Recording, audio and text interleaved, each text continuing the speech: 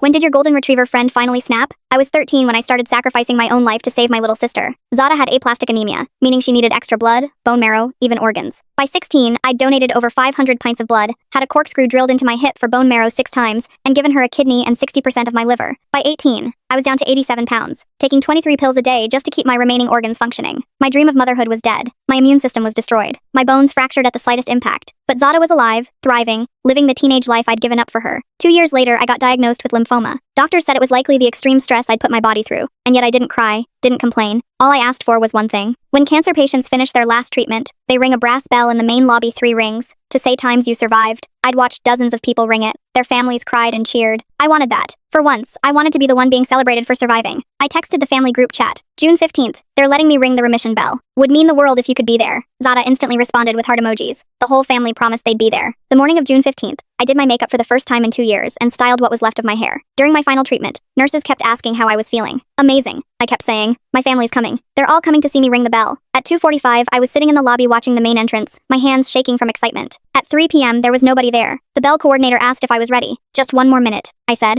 They're probably just parking. At 3:05, I texted the group. Hey, I'm at the bell, waiting for you. Zada read it and gave no response. I called her nothing. I called mom the same. Then dad answered. Hey sweetie, what's up? Zada was laughing in the background. Dad, I'm at the hospital. The bell ceremony? There was a pause. Oh crap, honey, that's today? We threw Zada a college acceptance party. She got into Berkeley. Full ride. My legs gave out. I sat down hard on the lobby bench. Zada's? Party? My voice came out tiny. Yeah, it was a surprise thing. She wanted to celebrate getting into pre-med. You know, following in your footsteps. Helping people like you helped her. Then I heard Zada shout into the phone. Is that Macy? Tell her we'll celebrate with her later. Dad, I whispered. I'm at my last cancer treatment. The bell ceremony. I texted everyone. You all said you'd come. Oh, honey, you know how bad I am with texts. Look, ring the bell and have someone video it. We'll watch it later. He hung up. The lobby was full of other patients and families, all watching this girl in a yellow dress sitting alone. I stood up slowly and walked to the bell. I was supposed to ring it 3 times. I rang it once. A few people clapped awkwardly. That's when the tears started coming. Pamela, the head nurse who'd been with me every step of the way, ran over and pulled me into a hug. I gave her everything. I cried. I gave her my body. I can't have kids because of it. I gave her everything and she couldn't give me 10 minutes. The next Sunday was our regular family dinner. I almost didn't go, but habit is hard to break. I walked in and everyone was still talking about Zada's Berkeley acceptance. Nobody mentioned the bell. Nobody asked about my final treatment. Nobody even said congratulations. Halfway through dinner, Mom said casually, "Oh, Macy, did you do your little bell thing?" I set down my fork. My little bell thing? Yeah, at the hospital. Dad said you called during Zada's party about the bell. You mean the bell that means I beat cancer? The bell you didn't see me ring? I shrieked. That's when Zada piped up like it was funny. Oh my god, Macy, you're so dramatic about everything. It's just a bell. It's not like ringing. It changes anything, you still beat cancer either way. The room went quiet. I looked around the table at my parents, who were already back to eating, and at Zada, who was suddenly on her phone replying to a text. You know what? I said, my voice steady and cold. You're right, Zada. It is just a bell. Just like how you getting into Berkeley is just an acceptance letter. Just a piece of paper. Doesn't change anything, right? Zada rolled her eyes. God, why do you always have to make everything about you? We get it, you donated stuff. You had cancer. But the rest of us have lives too.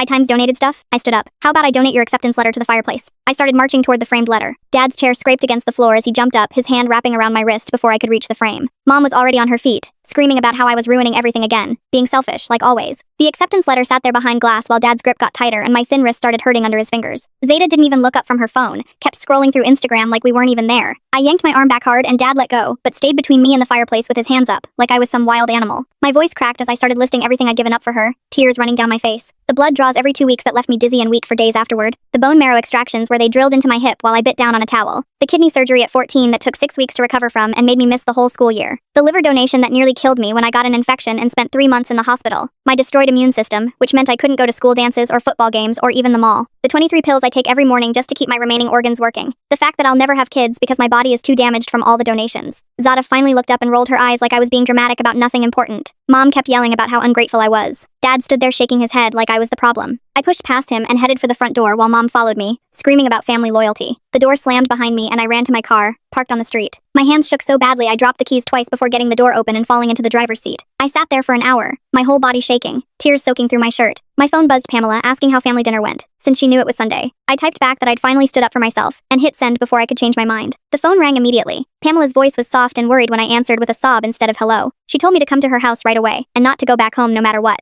I drove the 15 minutes to Pamela's small house near the hospital while she stayed on the phone. She was already standing on her porch when I pulled up, and ran to my car before I could even turn it off. Her arms wrapped around me as I fell apart completely, and she helped me inside. She made me chamomile tea while I sat on her couch, wrapped in a blanket that smelled like lavender fabric softener. I told her everything between sobs, how they'd forgotten my bell ceremony for Zeta's party instead, how they couldn't give me 10 minutes after everything I'd given up to keep Zeta alive. Pamela sat next to me and rubbed my back while I cried about feeling invisible in my own family. She didn't try to defend them or tell me I was overreacting, like everyone else always did. She just listened, handed me tissues, made sure I drank the tea. When I finally stopped crying, around midnight, she set up the couch with sheets and pillows from her closet. I fell asleep still in my clothes from dinner. I woke up to sunlight through her living room window. My phone showed 17 missed calls from Mom and a bunch of texts calling me selfish and dramatic and ungrateful. Dad's texts were different. He asked me to come home so we could talk about it like adults. I deleted them all without responding and found Pamela in the kitchen making scrambled eggs and toast. She took one look at my face and told me I didn't have to go back if I wasn't ready. We ate breakfast in silence, and then she reminded me about my follow-up appointment at the hospital that afternoon. I'd completely forgotten with everything that happened, but Pamela said she'd drive me there herself to make sure I went. We got to the hospital at 2, and my oncologist took one look at me and asked what was wrong. I weighed 85 pounds, 2 pounds less than the week before, and my eyes were red and puffy from crying. Pamela quietly told him about the bell ceremony while I stared at the floor and picked at my fingernails. He sat down and looked at me with real concern instead of just checking boxes. The stress wasn't good for my recovery, he said, and asked if I had anyone to talk to. Pamela mentioned she knew someone, and he wrote a name down on his prescription pad and handed it to me, Jonas Hodges, who specialized in family trauma and medical PTSD. He had an opening that same afternoon at 4. Pamela drove me there even though I said I could go alone. She wanted to make sure I actually went inside. The office was in a small building near the community center. Plants everywhere, soft music playing. Jonas was younger than I expected, with kind eyes, and he listened to my whole story without interrupting once. When I finished, he asked me what I wanted from my family. I just stared at him, confused. I realized I'd never thought about what times I times wanted. It had always been about what times they times needed from me. After the session, Pamela drove me back to her house, where we found Zada sitting on the porch steps, looking annoyed. Mom and Dad had sent her to bring me home, she said, and she'd had to cancel plans with her friends because of me. I told her I wasn't coming home until things changed. She stood up with her arms crossed, said I was being petty about a stupid bell, making everything about me like I always did. When I reminded her about the kidney and the liver and the bone marrow, she just shrugged and said that was my choice. Nobody forced me to do any of it, and she couldn't put her life on hold forever because of it. Pamela stood in the doorway watching us. I could see her jaw tighten at Zada's words. Zada grabbed her keys and shook her head like I was being ridiculous. Whatever, Macy. When you're done with your pity party, maybe you'll remember we're your family. She stomped down the steps and got in her car, slamming the door so hard it shook. Pamela put her hand on my shoulder as we watched Zada speed off. She really doesn't get it, I said, my voice breaking. Pamela guided me back inside and made more tea while I sat at her kitchen table, staring at nothing. She was only 5 when it all started, Pamela said quietly. To her, it was just normal that you gave her what she needed. I nodded, but it didn't make it hurt less. 3 days went by, me sleeping on Pamela's couch, helping with small tasks around the house to feel useful. On the 3rd morning, I heard a car pull up and saw Dad's truck in the driveway. He got out alone and walked to the door, looking tired and older than I remembered. Pamela answered. I heard him ask if I was there, if we could talk. I came to the door, and he immediately started apologizing he'd screwed up. He wanted to take me to lunch to make things right. Pamela gave me a look that said I didn't have to go. I grabbed my jacket anyway. Dad drove us to the diner we used to go to when I was little, before everything changed. We sat in a booth by the window. He ordered coffee. I got water, since my stomach couldn't handle much else. Macy, we love you, he started. We just got caught up in Zada's excitement about Berkeley. I pulled out my phone and scrolled to the family group chat from 2 weeks earlier. Look, Dad, I said, turning the screen toward him, all the messages about my bell ceremony. Everyone promising to be there. Mom sending heart emojis. Dad saying he wouldn't miss it for the world. He stared at the screen for a long time, then pushed the phone back. When are you coming home? He asked, changing the subject completely. I need space, Dad, I told him. I need to figure out who I am without being the family donor. He paid for my untouched water and drove me back to Pamela's in silence. That afternoon, Pamela helped me look at apartment listings, and we found a small studio near the hospital that accepted disability payments. We went to see it the next day. Tiny peeling paint, old appliances, but a window that got morning sun. I signed the lease right there, using my disability check for the deposit. Pamela took time off work to help me move while my family was out during the day. We packed my few clothes and medical supplies into boxes and drove them over in 2 trips. I didn't have much. Most of my life had been spent in hospitals or recovering at home. Pamela helped me set up a bed she'd bought from a thrift store and stocked the tiny kitchen with easy foods I could digest. That evening, my phone started ringing nonstop. Mom had come home to find my room empty and was losing her mind. Her voicemails got angrier and angrier, calling me selfish, saying I was tearing the family apart. In one message, she said she was calling the police to report me missing, but I could hear Dad in the background reminding her I was 20 years old and could live wherever I wanted. I turned my phone off and sat on my new bed in my empty apartment, feeling both free and terrified. The next week, Jonas helped me write a letter to my family during our session. We spent the whole hour getting the words right, explaining my boundaries and what I needed from them going forward. The main thing, family therapy. If they wanted any relationship with me at all, Jonas mailed it for me, because I couldn't trust myself not to throw it away instead. A few days later, I saw a flyer at the community center for a cancer survivor support group, led by someone named Freya Mansfield. I went to the next meeting and sat in the back, listening to people share their stories. When Freya asked if anyone new wanted to introduce themselves, I raised my hand and told them about the bell ceremony. Several people nodded like they understood. One woman started crying. After the meeting, Freya said she was glad I came and hoped I'd keep coming back. For the first time, I felt like people actually understood what I'd been through. I started going every week, slowly sharing more of my story. 2 weeks into living alone, I woke up on my bathroom floor, not remembering how I got there. My phone was ringing somewhere, but I couldn't reach it. Everything hurt, and my vision kept going dark. I managed to crawl to where my phone had fallen behind the toilet, but my hands were shaking too badly to unlock it. It rang and rang until finally it stopped. Then I heard pounding on my door, and Pamela's voice calling my name. She used the spare key I'd given her and found me curled up on the bathroom floor, barely conscious. She called 911 and held my hand while we waited for the ambulance. At the hospital, they put in an IV, and the ER doctor, a young guy named Dorian Blake, actually sat down and listened while Pamela explained my whole medical history. He ordered a bunch of tests and admitted me for observation. My body was shutting down from malnutrition and dehydration, he said. He connected me with a nutritionist who specialized in patients with complicated digestive issues from multiple organ donations. The next morning, I woke up to voices in my room and saw Freya standing there with 3 people from the support group, holding get well cards and flowers. They'd heard I was in the hospital and came to check on me, even though we'd only known each other a few weeks. One woman brought homemade soup that had helped her during chemo. Another guy brought a stack of books he thought I'd like. They stayed for an hour, just talking and making me laugh about random stuff. And I kept thinking about how these people I barely knew were doing more for me than my own family had in years. Around noon, I heard Mom's voice in the hallway, arguing with someone. Then she burst through the door with Dad right behind her, demanding to know why I hadn't called them. I pressed the nurse call button and asked them to leave. I needed rest and low stress, like the doctor had ordered. Mom started yelling about being my mother, having rights. Dorian showed up and told them visiting hours were for supportive visitors only, that my medical team had concerns about stress affecting my recovery. When they wouldn't leave, security walked them out while Mom kept shouting about how ungrateful I was. That night, I checked my phone and saw Zada had posted on Instagram about how I was being dramatic and wouldn't let the family visit me in the hospital, even though they were worried sick. The comments were mostly her friends agreeing, until someone who'd gone to high school with us commented,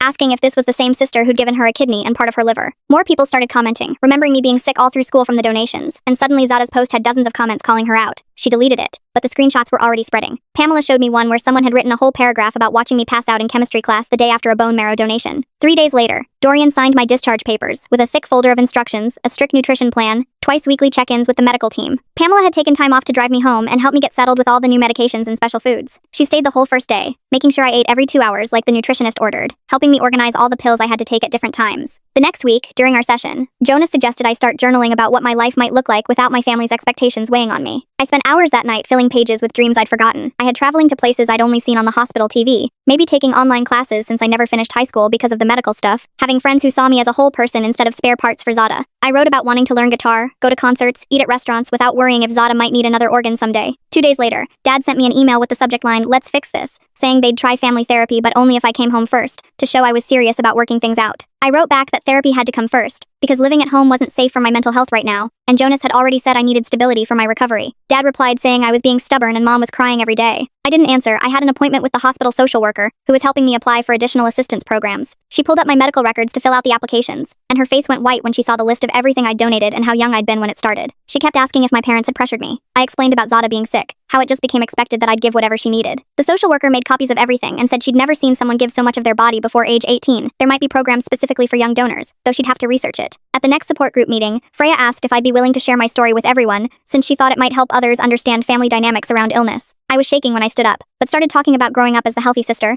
how that meant I was supposed to give whatever Zada needed to stay alive. When I got to the part about the bell ceremony, and my family choosing Zada's party instead, several people started crying, and one woman got up and hugged me. After the meeting, an older woman introduced herself as Carol and said her family had done something similar when her brother had cancer. She'd been expected to be the strong one who never needed anything. She gave me her number and said to call anytime I needed to talk to someone who understood what it was like to be invisible in your own family. The next day, Mom finally agreed to one family therapy session, but insisted on bringing her own therapist, whom she'd been seeing for years. Jonas agreed to a joint session, but warned me on the phone this might be more about her trying to control the narrative than actually making progress, and to prepare myself for that. The session was scheduled for Thursday at 2. I got there early to talk with Jonas first, but Mom and her therapist were already in the waiting room, going over notes together. Mom's therapist was an older woman with gray hair pulled back tight, nodding while Mom pointed at papers she'd brought, probably a list of all my supposed problems. Jonas came out, and his face tightened when he saw them huddled together, but he stayed professional and invited everyone in. The room felt smaller with 5 people in it. Mom immediately took the chair closest to her therapist. Dad sat on the couch, looking uncomfortable. Mom's therapist started talking before Jonas could even introduce himself properly, going on about how Mom had been traumatized by Zada's illness, how some children don't understand the stress parents go through. She kept using phrases like attention-seeking behavior and inability to see the bigger picture, looking right at me. Jonas tried to redirect by pulling out actual medical documentation about my donations and the physical toll they'd taken, but she waved it off. Physical sacrifice doesn't mean emotional manipulation isn't happening. Mom nodded along, adding comments about how I'd always been dramatic, even as a kid, and how I was jealous of Zada getting into Berkeley. I started shaking. Jonas noticed and asked if we could focus on the missed bell ceremony, since that was the current issue. Mom's therapist said that was just one incident being blown out of proportion. She actually used the word times, performative times, to describe my cancer treatment celebration request. That's when Jonas stood up and, very calmly but firmly, said we needed to stick to documented facts, not interpretations. He started listing every single donation I'd made, with dates and medical impacts. Mom's therapist tried to interrupt, but he kept going, explaining how a 13-year-old can't legally consent to that level of medical donation, and asking why my parents never got me psychological support during those years. Mom's face got red. She stood up,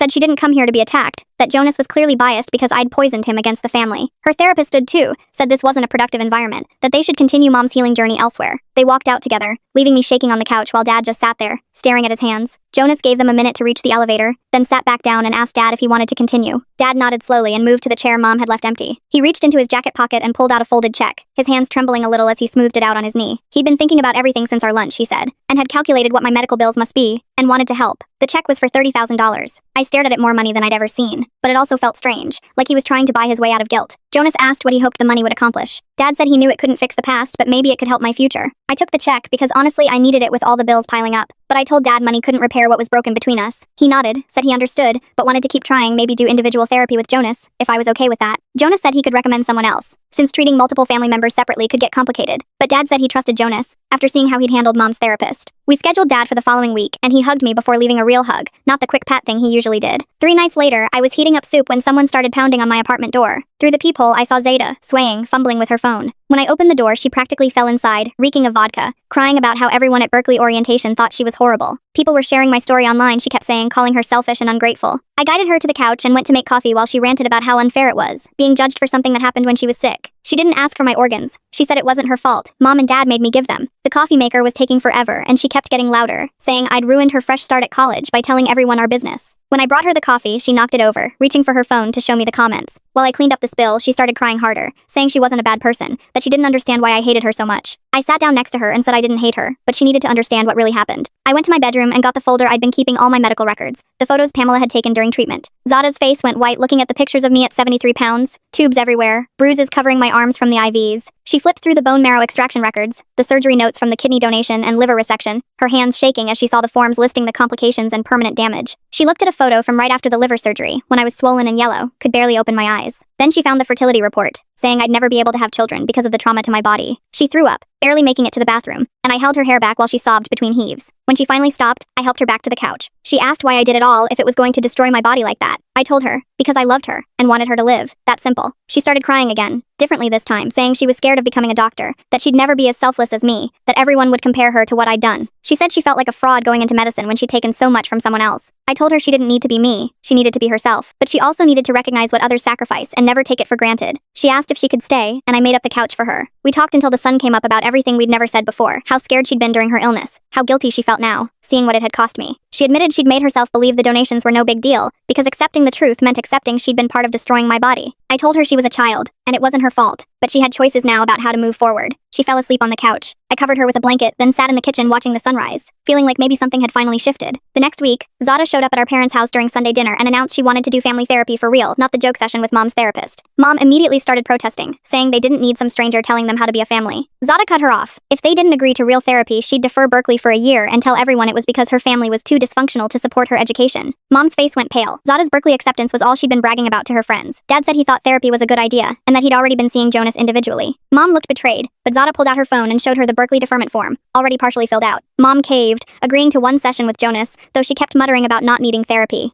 Jonas fit us in that Friday, and the office felt different with all 4 of us there, trying to actually work instead of fight. Mom started to give her usual speech about doing her best, but Jonas redirected her to talk about her feelings during Zada's illness. She finally admitted she'd been so terrified of losing Zeta that she stopped seeing me as a separate person with my own needs. Watching Zada almost die had broken something in her, she said, and she couldn't handle thinking about what I was going through too. Dad talked about feeling like a failure as a father, because he couldn't fix Zada's illness or protect me from having to sacrifice so much he'd pretended everything was fine, because acknowledging the truth meant admitting he'd failed both his daughters. Zada surprised everyone by saying she'd used my sacrifices as a shield from survivor's guilt, that it was easier to minimize what I gave than to face the fact that she was alive because I'd given up pieces of myself. Jonas leaned forward and said something about sitting with these feelings without trying to fix them right away, and Mom started crying harder than I'd seen her cry since Zada's diagnosis. She kept wiping her face with tissues, trying to talk, but the words wouldn't come out right, just broken pieces about being sorry, not knowing how to be a good mother to both of us. Jonas waited until she calmed down enough to speak clearly. Then Mom looked right at me and said she was sorry for missing my bell ceremony. Really sorry, not the kind that comes with excuses. She started to add something about being overwhelmed with Zada's party, but Jonas raised his hand slightly, and Mom stopped mid-sentence. took a breath, and just repeated that she was sorry. Period. Dad reached over and squeezed my hand while Zada stared at her shoes. After the session ended, I sat in my car for 20 minutes, just processing everything, then texted Pamela about an idea that had been forming in my head. I wanted to have my own bell ceremony a redo, with the people who actually showed up for me during treatment. Pamela texted back immediately with heart emojis, said she'd help organize it. Within an hour, Freya was on board too. Dorian said he'd switch shifts to be there. By that evening, 12 people from my support group had confirmed. The next morning, Mom called asking if we could have coffee. When we met at the little place near the hospital, she asked about the redo ceremony Pamela had mentioned. I told her it was happening next week and watched her face fall when I didn't immediately invite her. She started to ask if the family could come, but I cut her off. They needed to show me they were serious about changing first. 3 more therapy sessions with Jonas. Real ones, where everyone participated. Then maybe they could earn the right to be there. Mom's jaw tightened the way it does when she thinks someone's being unfair, but she nodded and said they'd be at every session. That week we had our first follow-up with Jonas. Dad talked about his childhood, how his own father never showed emotion, taught him that being a provider meant working hard and not talking about feelings. Zada opened up about the pressure she felt to be perfect, since I'd given up so much for her to live, how every achievement had to be big enough to justify what I'd lost. Mom struggled more, but eventually admitted she'd always seen me as the strong one, the one who could handle anything, so when I was donating, she focused all her worry on Zada and assumed I'd be fine, because I always was. Jonas helped us see how these patterns had built walls between us, and for the first time it felt like we were actually talking times to times each other instead of past each other. The second session was harder. Jonas had us practice active listening, repeating back what the other person said before responding.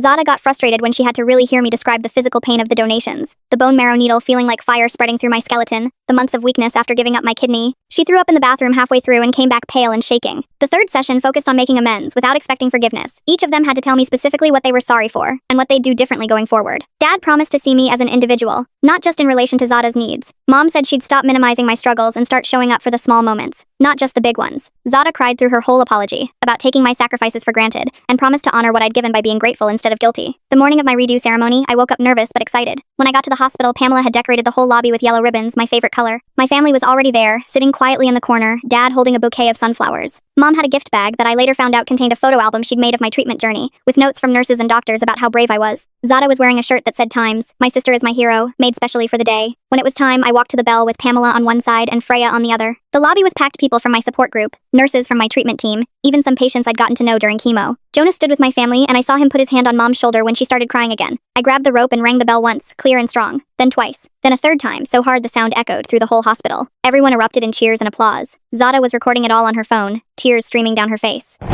Pamela pulled me into a hug and whispered that she was so proud of me. Then everyone was hugging me, celebrating it was everything I'd wanted the first time. We moved to Pamela's house for a small party she'd organized. My family not only came, they stayed the whole time, helping serve food and actually talking to people about my journey. Mom sat with Pamela for an hour, asking detailed questions about my treatment, what the hardest days were like, how Pamela had seen me struggle, finally wanting to understand what she'd missed. Dad helped clean up without being asked and told Dorian how grateful he was that I'd had good doctors looking out for me. During the party, Zada stood up and clinked her glass to get everyone's attention, then announced she was using part of her college fund to start a foundation for sibling donors. She'd already filed the paperwork, wanted to call it the Macy Foundation, focused on providing support and recognition for siblings who donate to family members. She'd been working on it secretly for weeks, researching what resources were needed and how to structure it, and she wanted me on the board to help guide the mission. I started volunteering at the hospital the next month, working with teenagers going through cancer treatment. Dorian introduced me to the pediatric oncology team, who put me to work right away. The kids connected with me because I'd been through it recently enough to remember the little things, how the chemo taste stays in your mouth for days, how frustrating it is when people say you're so strong when you just want to be normal. Dorian told me after my first week that I had a gift for making patients feel seen and heard, not just treated. The head of pediatric oncology asked if I'd consider working there part-time once I was stronger. My family started a new tradition of monthly dinners, where we'd go around the table and each share something important, something we needed support with, something we were grateful for. The first few were awkward, but by the third month it felt natural. Mom started bringing a notebook to write things down so she wouldn't forget to follow up. Dad started texting me random things during the week, just checking in, sending funny memes, trying to build a relationship that wasn't only about family dinners. Zada called me before every big test or presentation at Berkeley, not for advice, just to hear my voice. She'd tell me about her classes, her roommate, the boy she had a crush on. Normal sister stuff we'd never done before. 6 months passed and my body started recovering in ways the doctors hadn't expected. My weight climbed to 95 pounds. My cheeks actually had color again. The new medical team adjusted my medications, and I went from 23 pills down to just 12 a day. My hands stopped shaking, and I could walk upstairs without stopping to catch my breath. Dad started showing up at my apartment every Tuesday with printouts about vocational rehabilitation programs. He'd spread them across my kitchen table and we'd go through each one, him making notes about deadlines and requirements. He found programs that let me take classes online at my own pace, and never once mentioned how Zeta was doing at Berkeley or compared our education paths. One program offered medical coding certification. Dad helped me fill out every form and even drove me to the assessment appointment. The night before Zada's first day at Berkeley, she called me at 2 a.m. crying. She thanked me for everything I'd given her and promised she'd become the kind of doctor who sees the whole family, not just the sick kid. We both cried on the phone for an hour. She told me she'd been reading about sibling donors and finally understood what I went through. Mom started sending me articles about medical trauma in families every few days, then signed up for her own therapy with a specialist who worked with parents of sick children. Her emails got longer and more honest. One day, she wrote me an apology with no buts or excuses attached. She admitted she'd been so scared of losing Zada that she forgot to see what she was losing with me. Pamela called one afternoon with news that she'd been promoted to head of nursing education. She wanted me to speak to new nurses about family dynamics and how to support siblings who donate. I agreed immediately and spent weeks preparing my presentation with photos and medical records. The first time I spoke to a room full of nursing students, they all took notes and asked questions about things I'd never thought anyone cared about. The hospital administration contacted me 3 months later about creating new protocols for sibling donors. They'd reviewed my case and realized there were no support systems in place for kids like me. The committee met every week. We designed requirements for psychological evaluations and counseling for donor siblings.